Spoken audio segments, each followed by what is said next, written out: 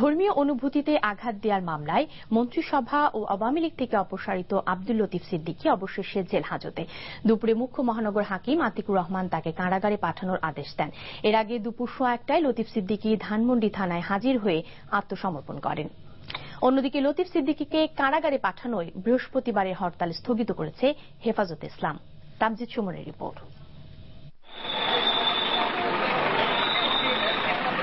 আদালতের নির্দেশে আব্দুল লতিফ সিদ্দিকীকে পাঠানো হয় ঢাকা কেন্দ্রীয় কারাগারে।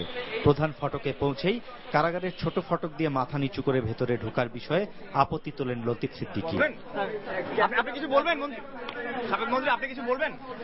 এমন পরিস্থিতিতে ঢাকা কেন্দ্রীয় কারাগারের জেলারের হস্তক্ষেপে প্রায় 10 মিনিট অপেক্ষার পর বড় ফটক খুলে কারাগারে প্রবেশ করানো হয় মন্ত্রিসভা ও আওয়ামী লীগ থেকে অপসারিত আব্দুল লতিফ সিদ্দিকীকে।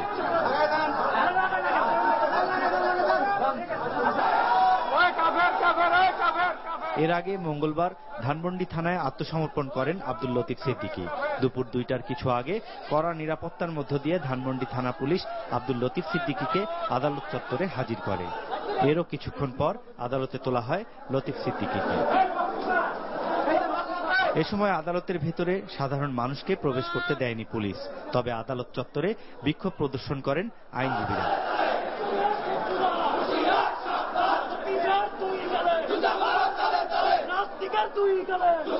এজলাসে প্রায় 15 মিনিট শুনানি শেষে আদালত লতিফ সিদ্দিকীকে জেল হাজতে পাঠানোর নির্দেশ দেন।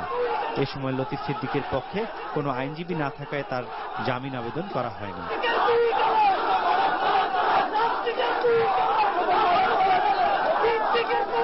এই আদালতে আব্দুল লতিফ সিদ্দিকীর পক্ষে ঘৃণা স্বরূপ, প্রতিবাদ স্বরূপ, অশ্রদ্ধা স্বরূপ কোন আইনজীবী দাঁড়ান নাই।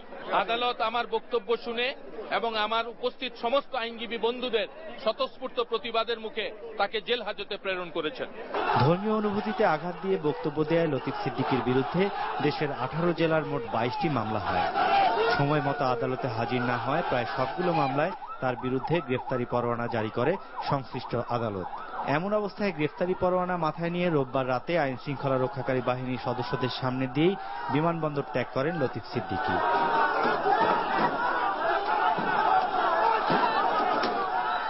Tamjid Sumon, NTV news, Dhaka.